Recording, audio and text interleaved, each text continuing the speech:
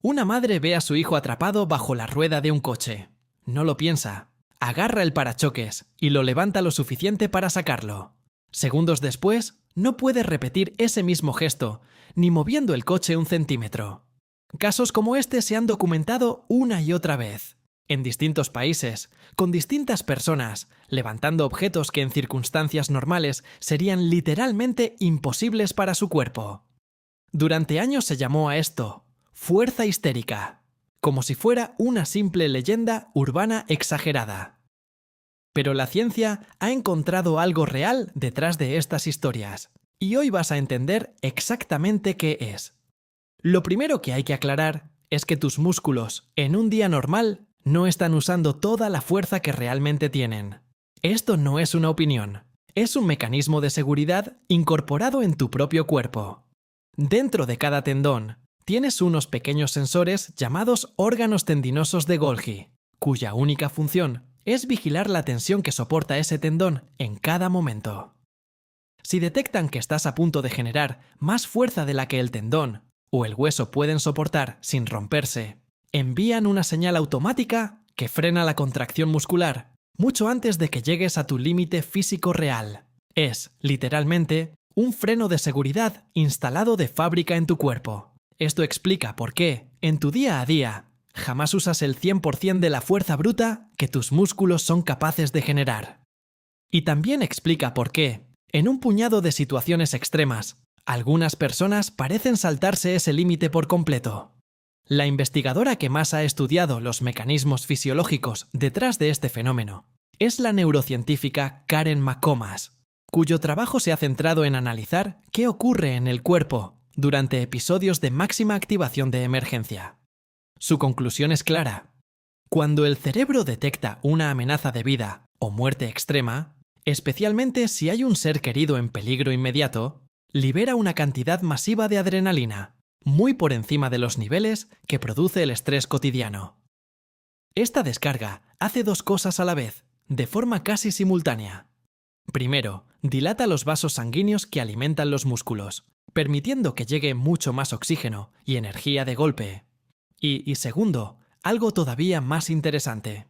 Parece inhibir temporalmente esa señal de frenado de los órganos tendinosos de Golgi, el mismo mecanismo de seguridad que normalmente te protege de hacerte daño a ti mismo. Es decir, en ese instante concreto, tu cuerpo no está generando fuerza extra de la nada, como si fueras un superhéroe.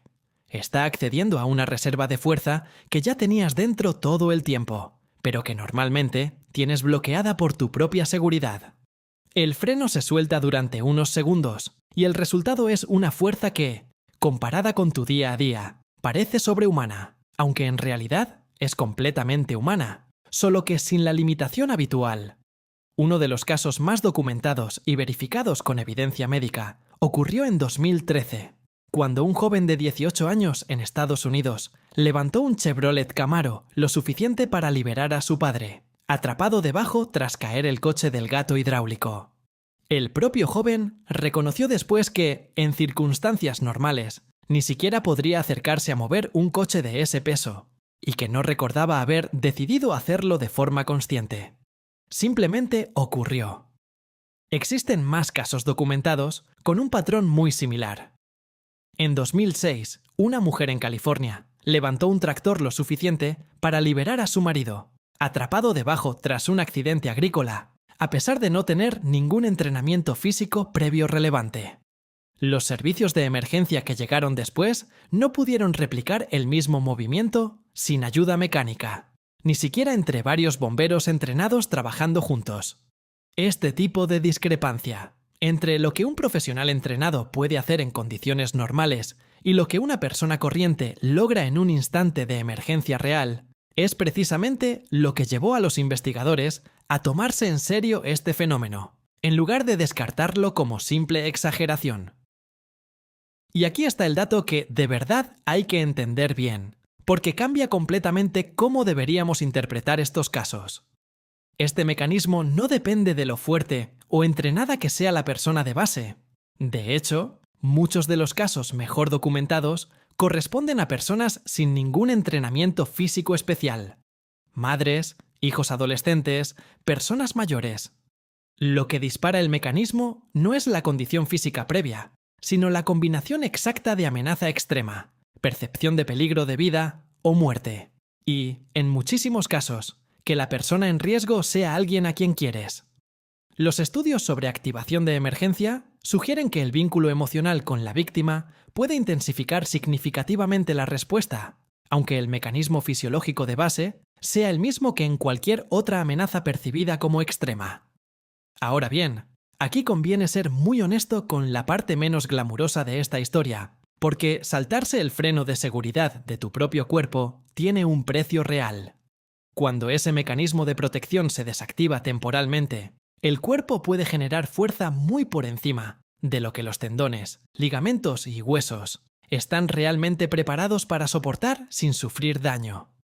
Por eso es extremadamente habitual que las personas que protagonizan estos episodios terminen con desgarros musculares severos, tendones parcialmente rotos, fracturas por sobreesfuerzo o lesiones articulares graves, muchas veces sin darse cuenta del daño hasta minutos después, cuando la descarga de adrenalina empieza a bajar y el dolor real empieza a aparecer.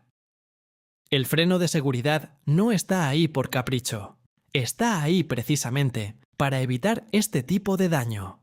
Cuando se salta, el cuerpo paga la factura, aunque en ese instante exacto no lo sientas en absoluto.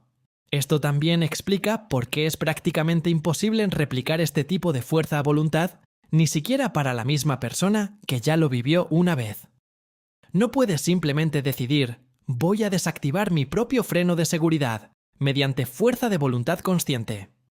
El mecanismo depende de una cascada hormonal específica, disparada por una amenaza percibida como real, inmediata y extrema, no por una decisión racional, ni por proponértelo con determinación. Es exactamente esta razón por la que, en las entrevistas posteriores, tantas personas describen el episodio con una frase casi idéntica. No sé de dónde saqué esa fuerza. Y no pueden repetirlo ni queriendo. Hay algo más que merece la pena saber, y conecta con algunos de los temas que ya hemos visto en este canal. Esta misma descarga de adrenalina extrema es, en parte, la misma familia de mecanismos responsable de la distorsión del tiempo y la visión de túnel que exploramos en otro vídeo.